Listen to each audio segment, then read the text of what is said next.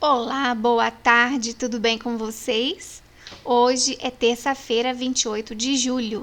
Nós temos português e matemática. O nosso português, ele é formado basicamente de um texto, do pau-brasil, tá? Então vamos ver quem foi, o que é esse pau-brasil, o que era, Se você já ouviu falar, se não. Para isso, nós vamos precisar do nosso livro de português, meu livro de língua portuguesa, volume 3, terceiro ano, hein? Páginas 10, 11 e 12. Número 1. Leia o texto Pau-Brasil nas páginas 10, 11 e 12 do livro de português. Então, vamos lá. O primeiro capítulo, falando do Pau-Brasil. Quem já viu? Vamos lá. Para começar esse capítulo, converse com os colegas e o professor.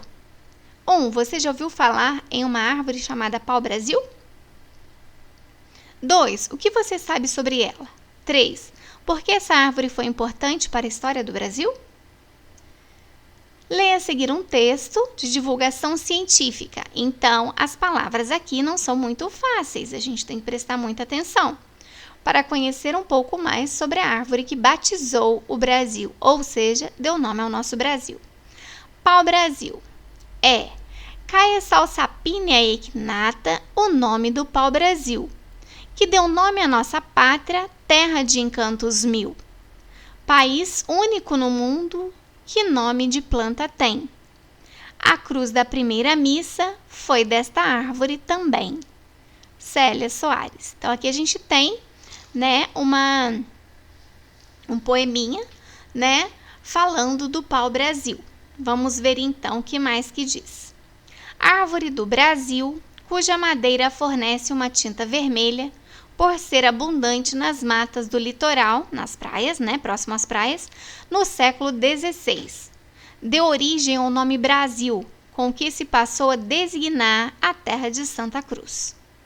Então, está falando aqui quem é, o que é essa árvore, ok? Então, o que ela dá? Ela fornece uma tinta vermelha, tinha bastante, nas matas do litoral do Brasil, deu origem ao nome Brasil, que antes era a terra de Santa Cruz. Pode alcançar mais de 20 metros de altura, é maior que um poste, e circunferência superior a 1,5 metro. Então, a circunferência é como a gente abraçaria a árvore, 1,5 metro. Seu tronco é quase reto, áspero, com galhos sinuosos e casca cinza escura. Possui folhas verdes luzentes, flores amarelas, discretamente perfumadas. O fruto é uma vagem de cor prata, que quando madura, abre com o calor. A semente é irregularmente circular, marrom claro, passando a escuro com o tempo e germina após 5 dias. Aqui nós temos uma foto do pau-brasil, dessa árvore que nós comentamos. Olha que vistosa, que grande, O tronco quase reto, não é isso? O pau-brasil foi, juntamente com a arara e o papagaio, o primeiro produto de exportação do Brasil.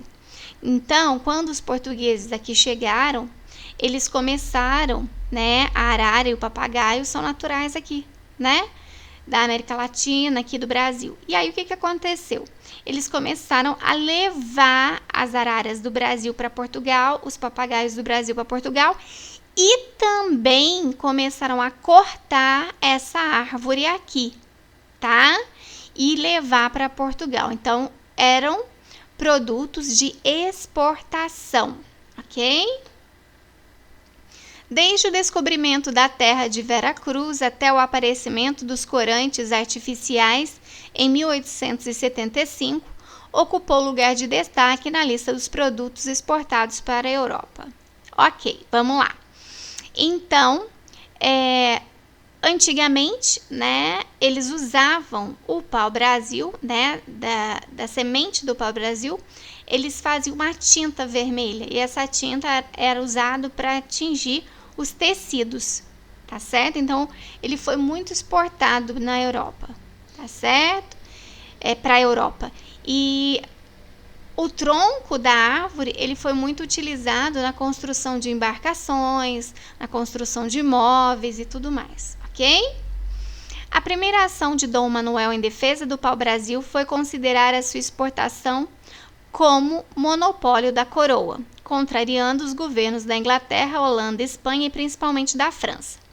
Então, o Dom Manuel, que era lá de Portugal, ele disse que o seguinte, que se as terras brasileiras estavam sob o domínio deles, se eram eles que tinham chegado aqui primeiro, só eles podiam cortar e levar o pau-brasil, tá? E os outros governos, a Inglaterra, a Holanda, a Espanha e principalmente a França, ficaram muito contrariados. Eles queriam também chegar no Brasil e cortar o pau-brasil, contrabandear o pau-brasil, tá? Os franceses ainda tentaram se apoderar da rota do pau-brasil, que era da Europa para o Brasil, mas não conseguiram graças à ação de Portugal no campo diplomático e no campo bélico, Então, Portugal tinha, vamos dizer assim, uma boa conversa, e materiais de guerra, Então, o que aconteceu? Sempre que eles chegavam, Portugal os expulsava, tá? Outra medida tomada por Dom Manuel em defesa do pau-brasil foi um contrato de arrendamento com um grupo de mercadores dirigidos por Fernão de Noronha, um poderoso armador e comerciante português, pessoa de grande prestígio junto ao rei, descobridor da ilha de Fernando de Noronha, que mais tarde tomou seu nome. Então, vamos lá. Aqui, o rei Dom Manuel, ele tinha um contato bastante, vamos dizer assim, proveitoso com esse homem aqui, o Fernão de Noronha, tá? Então, o que aconteceu? Ele era um poderoso armador, e era um comerciante. Então, o que aconteceu? Entre eles, o Fernão de Noronha, ele recebia, vamos dizer assim, umas terras para que ele pudesse trabalhar aqui, e em troca ele fazia o quê? Ele vigiava ali o litoral, tá certo? Fernão não conseguiu cumprir totalmente seu compromisso, porque além das lutas contra a pirataria, lutava também contra os índios que colaboravam com os piratas na obtenção do pau-brasil em troca de bugigangas e utensílios diversos. Então, o Fernão, de Noronha, ele teve muito problema com os indígenas. Por quê? Porque os indígenas naquela época, eles não conheciam espelho, chapéus, então tudo era novidade para eles, os tecidos. Então, o que eles faziam? Eles iam lá, cortavam o pau-brasil, levavam o pau-brasil até a praia, até ser embarcado, e em troca, esses homens, essas pessoas que vinham levar o pau-brasil, contrabandear, davam para os indígenas, trocavam com eles. Então, os indígenas trabalhavam para eles, retirando o pau-brasil, cortando e levando, e ganhavam espelhos, machados, coisas que os indígenas não conheciam ainda, tá? Bom, vamos lá. Em decorrência da exploração sem planejamento, o pau-brasil foi extinto das matas. Mas o que é isso? Foi esquecido, lembrado apenas como história ou no dia da árvore. Então, hoje em dia, a gente tem pau-brasil? Tem, mas é muito menos, tá? Por quê? Porque foi muito, vamos dizer assim, ele foi muito cortado no começo, Então, ele é devido a ele que nós temos o nome do Brasil, Porém, ele foi muito esquecido e muitos lembram dele só no dia da árvore. Em 1961, quando Jânio Quadros era o presidente da República, aprovou o projeto número 3380/61, que declara o pau-brasil árvore nacional, a árvore do Brasil, e o ipê amarelo a flor nacional. Então, o pau-brasil é a árvore do Brasil e o ipê amarelo a flor do Brasil, tá? A lei número 6607, de 7 de dezembro de 1978, publicado no Diário Oficial da União, em 12 de dezembro de 1978, declara o pau-brasil árvore nacional e institui o Dia do Pau-Brasil. Ok? Esse texto é da Maria do Carmo Andrade, O texto se chama Pau-Brasil, portal da Fundação Joaquim Nabuco, da Biblioteca Blanc, North. Disponível. Tarará, tarará, acesso em 25 de agosto de 2017. Vamos lá. Fundação Joaquim Nabuco. É uma fundação pública associada ao Ministério da Educação do Brasil. Fica na cidade de Recife, no estado de Pernambuco. Foi fundada em 1949 com o objetivo de preservar a cultura e a história de Joaquim Nabuco, que defendia mudanças sociais, o fim da escravidão no Brasil e também a cultura e a história brasileiras, principalmente das regiões Norte e Nordeste. Dentre os seus espaços culturais, destacam-se o Museu do Homem do Nordeste, a Galeria do Baobá, além de várias outras galerias, o Memorial Joaquim Nabuco, sala de exposição, Biblioteca Central, Museu do Homem do Norte, etc. Além disso, oferece espaços para locação, realiza repografia de documentos antigos, promove cursos de capacitação, pesquisa e concursos históricos científicos. No portal da Fundação, um mecanismo de busca pelo qual se podem pesquisar textos de divulgação científica disponibilizados pelos pesquisadores e ou bibliotecários da instituição. Então, esse texto que a gente viu estava disponível aqui, tá certo?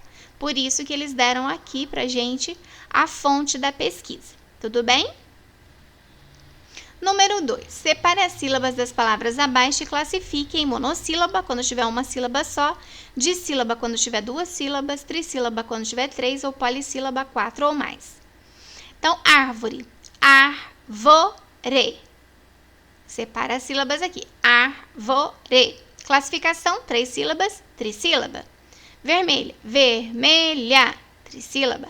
Folhas, folhas, dissílaba. Perfumadas, perfumadas, polissílaba. Pirataria, pirataria, polissílaba. Agora que você já descobriu quão importante é essa árvore chamada pau-brasil, faça um desenho bem bonito e escreva uma frase sobre ela, mas utilizando os novos conhecimentos, ok? Na matemática, nós vamos hoje trabalhar, no livro Bem Me Quer, volume 3, o nosso livro novo de matemática, ok? Atividades 2, 3, 4 e 5. Na turma de Vinícius, foi feita uma pesquisa. Veja os resultados e complete a tabela. Então, o esporte preferido da turma do Vinícius. Então, o esporte basquete ganhou 3 votos. Futebol, 5 mais 4, 9 votos. Vôlei, 5 votos. Tênis de mesa, 5 mais 5, 10 e 1, 11 votos. E a natação, 2 votos. Complete o gráfico a seguir, colorindo os quadrinhos da malha quadriculada, que é esses quadradinhos aqui, de acordo com a tabela. A primeira coluna já está colorida e a segunda está iniciada. Então, basquete recebeu quantos pontos? 3. Então, pintou lá 1 quadrinho, 2 quadrinhos, 3 quadrinhos. O futebol, ele conseguiu quantos? 5 e 4, 9. Já pintou 1, 2, 3, 4, 5, 6, 7, 8, 9. Tem que chegar lá no 9. O vôlei, você olha lá, 5, então tem que 1, 2, 3, 4, 5 quadrinhos. Tênis de mesa, 11. 1, 2, 3, 4, 5, 6, 7, 8, 9, 10, 11. E a natação, 1, 2. Então tem que pintar de baixo para cima. Depois que o gráfico estiver pronto, observe e verifique se as afirmações são verdadeiras ou falsas. 5 alunos preferem vôlei. Vocês olham no vôlei e vê se tem 5. Se for, é verdadeiro. Se não, é falso. Futebol foi o esporte de maior frequência. Foi o que teve mais votos. Natação foi o esporte de menor frequência, que teve menos votos. Foi. A pesquisa foi feita com 30 alunos. Aí você vai ter que ver quantos alunos votaram no basquete, quantos no futebol, quantos no vôlei, quantos no tênis de mesa e quantos na natação. Somar tudo e ver quantos alunos participaram dessa pesquisa, ok? Observe a tabela da atividade 2 e marque um X, a opção mais adequada de cada item. Será sorteado o ingresso para a abertura dos Jogos Intercolegiais. Sortear um aluno dessa turma que prefira a natação é... Gente, o pouco provável é que tem muito pouco voto. O impossível é que não teve nenhum voto. O certo é o que teve voto e o muito provável é o que teve mais voto. Então, você vai ter que analisar cada um lá, se tem bastante voto, se teve pouco voto. né? Se não teve nenhum voto, vai ser impossível sortear um aluno ali. Se teve poucos votos, será pouco provável. Muitos votos, muito provável, né? E 100%, vamos dizer assim, de votos, é certo que vai ser escolhido, ok? Vai ganhar o ingresso. Então, essa foi a nossa aula de matemática, a nossa aula de português de hoje. Espero que vocês tenham gostado, tenham aprendido bastante sobre o pau-brasil. E amanhã a gente se fala. Um super beijo, uma ótima tarde.